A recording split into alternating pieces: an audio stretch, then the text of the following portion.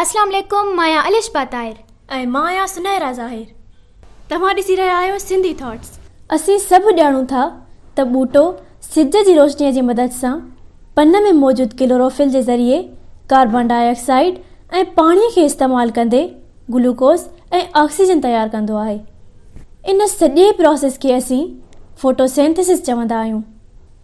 Photosynthesis लफ़्ज़ ॿिनि लफ़्ज़नि जो मेड़ आहे, जंहिंमां फोटोन जो मतिलबु आहे रोशनी ऐं सिंथेसिस मां मुराद आहे ठहणु, यानी रोशनीअ सां ठहणु।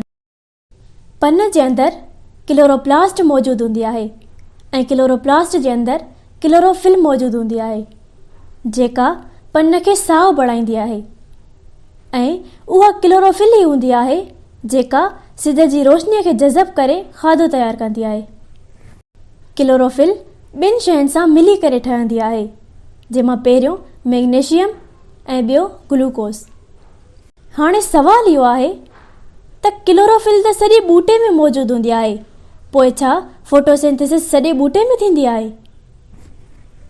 हाँ बिल्कुलु, फोटोसिंथेसिस सॼे ॿूटे में थींदी आहे, पर घणे मिक़दार में पन में थींदी आहे। इन करे ई पन खे ॿूटे जी फूड फैक्ट्री सॾियो वेंदो आहे, जो उन में खाधो घणे मिक़दार में तयारु थींदो आहे। सिज जी रोशनी कार्बन डाइऑक्साइड ऐं पाणीअ खे पाण में मिलाईंदी आहे, जंहिंजे करे ऑक्सीजन ऐं ग्लूकोस तयारु थींदा आहिनि। अॼु असीं हिन वीडियो में इहो ॼाणींदासीं त ग्लूकोस छा आहे ऐं ॿूटो पंहिंजे तयारु कयल ग्लूकोस खे कीअं ऐं किथे किथे इस्तेमालु कंदो आहे। ग्लूकोस शुगर यानी खंड जो हिकु क़िस्म आहे, जेको ॿूटो केतिरनि ई तरीक़नि सां इस्तेमालु कंदो आहे। जीअं पहिरें नंबर ते जीअं असीं कोई कमु करियूं था त असांखे तवानाईअ जी ज़रूरत पवंदी आहे, या इंसानी फिफड़ जॾहिं साहु खणण लाइ सुसंदा ऐं फुंडंदा आहिनि त इन अमल लाइ पिणु तवानाईअ जी ज़रूरत पवंदी आहे त जीअं फिफड़ चुरपुर करे सघनि। ईअं ई ॿूटो साहु खणण वारे अमल खे जारी रखण लाइ ठहियल ग्लूकोस जो कुझु हिसो पंहिंजे इन अमल लाइ रखंदो आहे।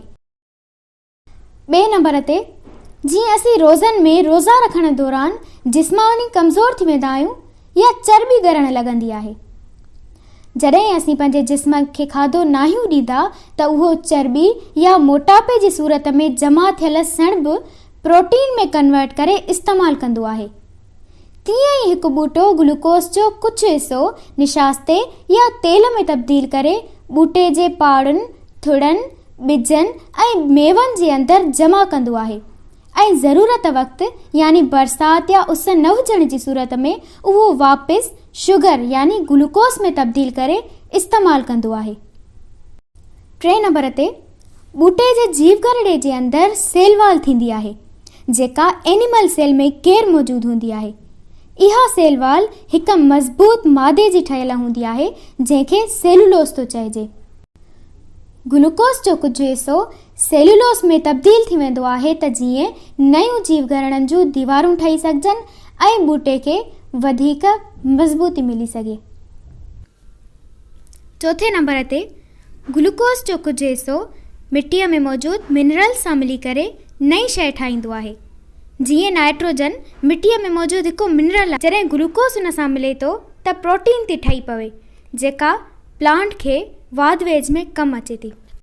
जीअं त अॼु असीं हिन वीडियो जे ज़रिए इहो सिखियोसीं त ॿूटो फोटोसिंथेसिस जी मदद सां पंहिंजो तयारु थियल ग्लूकोस किथे किथे ऐं कीअं इस्तेमालु कंदो आहे। वरी मिलंदासीं हिकु नेक्स्ट वीडियो में। वस्सलामु अलैकुम वरहमतुल्लाह।